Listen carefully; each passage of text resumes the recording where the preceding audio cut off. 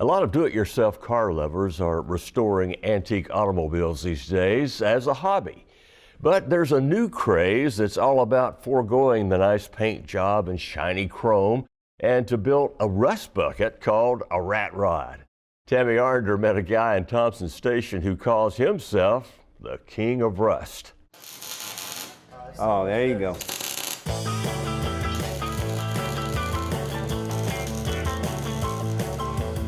It all starts with a frame, says Tommy Ring. Level that back end. A rat rod in its infancy. I am the king of rust. That's all I deal in is rust and junk that nobody wants. And it's what the rat rod world that's literally taken over as far as cars go. This isn't just a ratty-looking automobile. It's a rebuilt, reassembled recreation of an old hot rod made with rusted, crusted, or handcrafted car parts. To someone outside the rat rod circle, it may be an ugly piece of junk. But to Tommy, it's a classy chassis. When you get the frame up and it's a rolling chassis and a body, that's the most fun because you can already see in your mind what that picture is going to look like. I'm already seeing the finished product.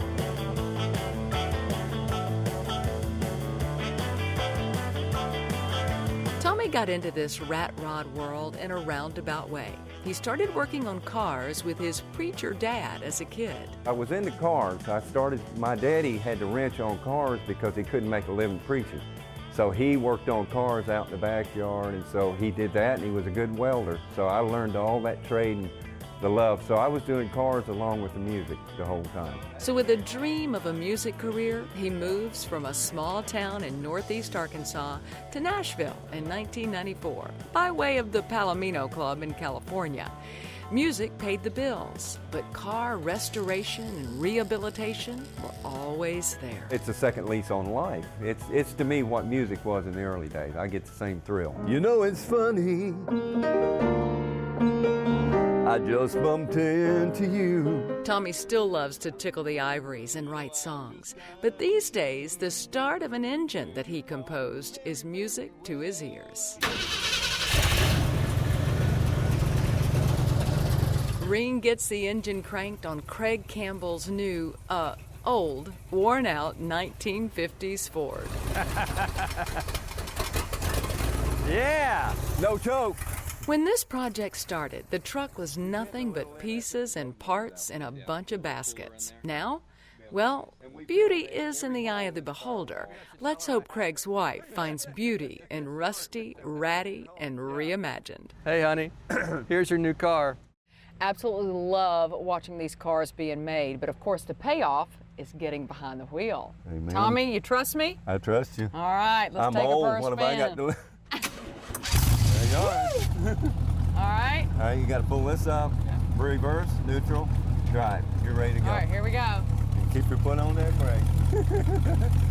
Try your brakes so you feel good about it. Oh! That's it. Yeah, you're going to do good. You're going to do good. Maybe don't try them that hard.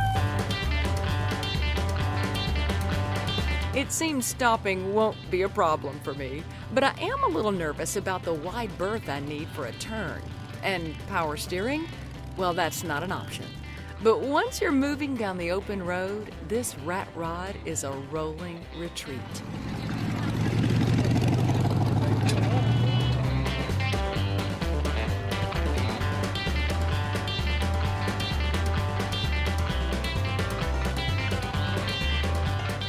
Low to the ground, giving you a feel for the asphalt that you can't get in any other automobile.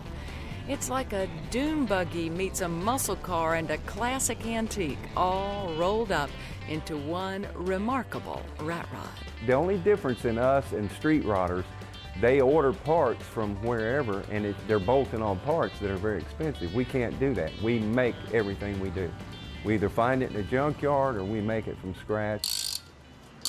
Back in his shop, Tommy teaches his daughter the fine art of building these buckets of rust. Okay, let's don't go any more than that for right now until we make sure all the bolts fit right. It's a family business, with his son also learning the ins and outs of rat rod reconstruction. Yeah, well, one pull the other, because we got to have that amount of twist in it.